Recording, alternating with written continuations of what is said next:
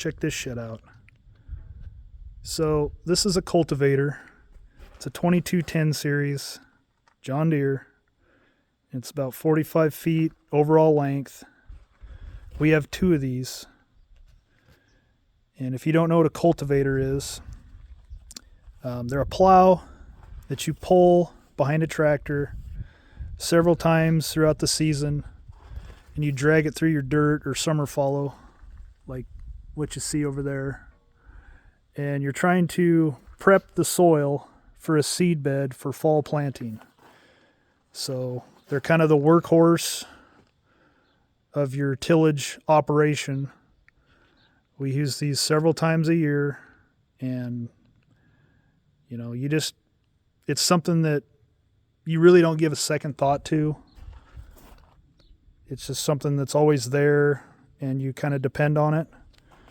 But when I was doing my inspections this spring, getting things ready, I was finding tons of cracks on this machine. Tons of cracks. I mean, like every other corner, you'd find a crack starting at the top, through the frame rail, all the way down. And then you'd find a lot of these superficial cracks that, you know, start maybe around the corner off the side of the weld bead and just kind of chase up a little ways. When they assemble these at a factory, typically they're all welded with a machine. And I've been kind of thinking for a long time that a lot of these manufacturers, when they run these robotic welders, they don't have the machine set hot enough. They just do one pass all the way around the tube or tubular frames, and there's just no penetration. So they're kind of a superficial weld in a sense. Some are good, some are bad, but after inspecting this machine, it's really fucking bad. So I reached out to my dealer and was like, hey, I got a huge problem. Is there any kind of recall on these machines? And nothing was coming back, no service bulletins, nothing whatsoever. So I reached out to a local fabricator that works on ag machinery, and they see everything. So they actually had a burn plate design, and these fit over the mounting flanges. And this is the repair, where you'll get new bolts after you fix your weld that I've tore out already. You fix that, then you mount these in, get longer bolts, then weld these in on top of that, kind of like a fish plate.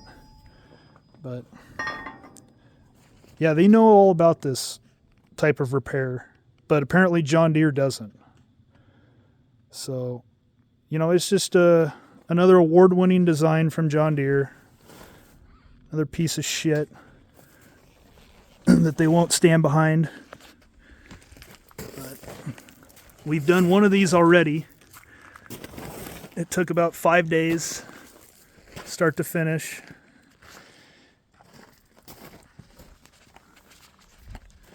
The other thing that I think's going on is the way these things are built and assembled. So this right here is the center section of the frame. There's a ton of open space in between the flanges where everything bolts. So from the drawbar back, there's a flange, one here, and then there's 3 more going all the way back. There's just no diagonal bracing anywhere on this whole machine. The only diagonal bracing is this one spot right here in the front corner, and it's not even on the center section of the frame, it's on the wing. And what do you know? It's cracked out right here too. And right here, where the pivot for the wing is. So, yeah, these are all welds that I tore out with the air arc, and I need to redo. But anyway, just wanted to share that. And you know what? I just can't believe John Deere won't stand behind any of this shit anymore.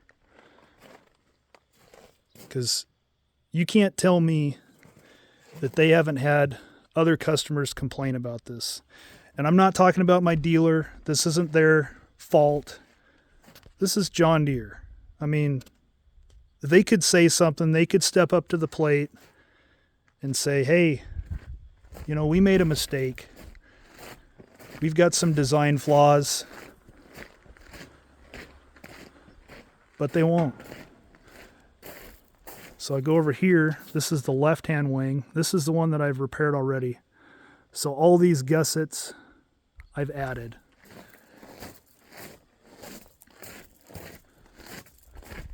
Because like I said, it's got no diagonal bracing or nothing. This has all been repaired. This has all been repaired.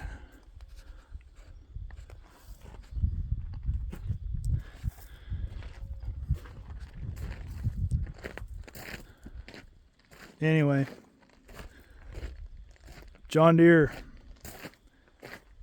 do better.